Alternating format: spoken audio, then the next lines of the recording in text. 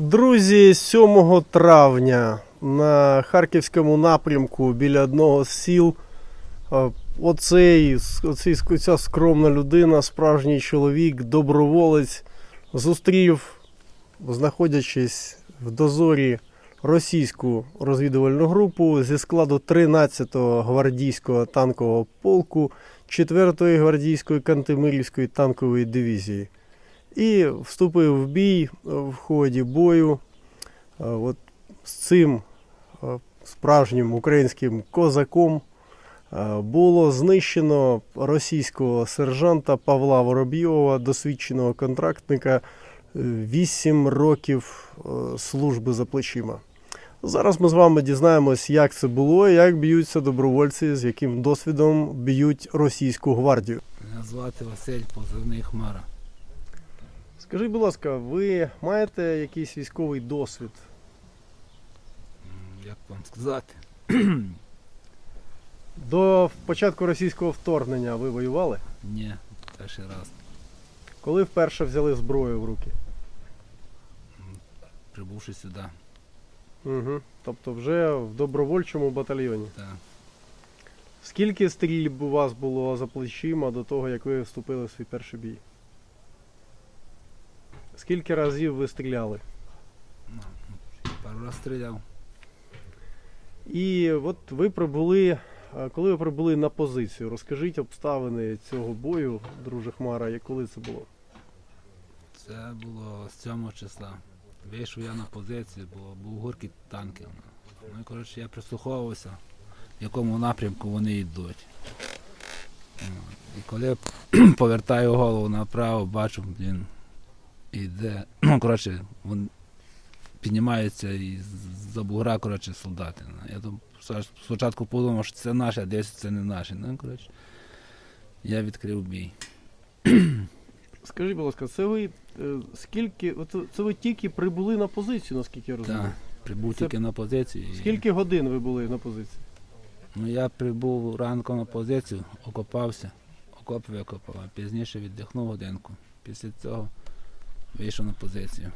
Минут через 20 якраз вийшли вороги. Ну нічого собі. Тобто це практично ви на фронті були скільки часу взагалі? Це ви тільки прибули?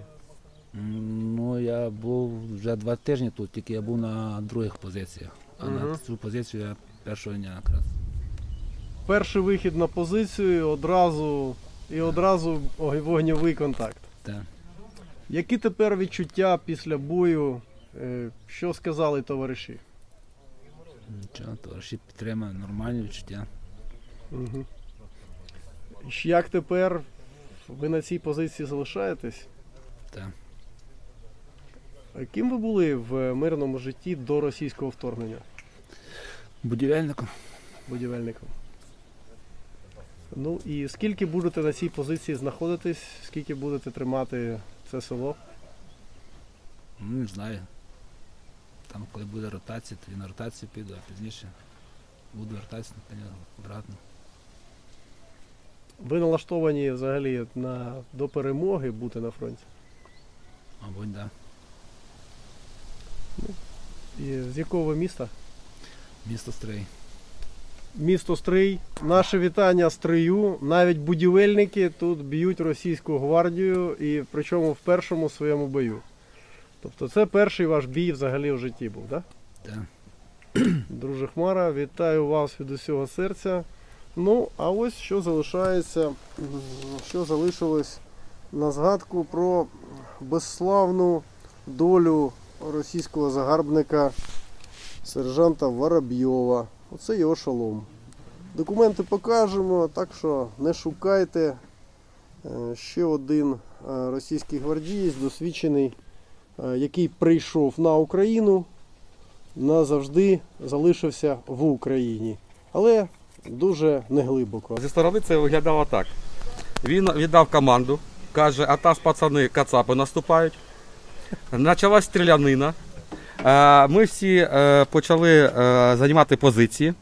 І тут наш друг Хмара почав кричати на них, що підходьте всі, я вас всіх запідарашу. Говорить, підходьте всі.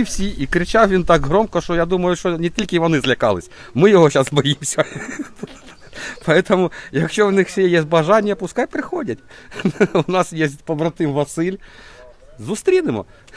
Добре. Да, ну, дякую вам за чудову службу. Бачите, російська гвардійська Кантемірівська дивізія йшла від самої Москви, аж раптом потрапила на українських добровольців. І тут, в принципі, не всі росіяни, не всі повернулися вже з цього бою. Ну, на щастя, у нас були втрати в цьому бою? Ні.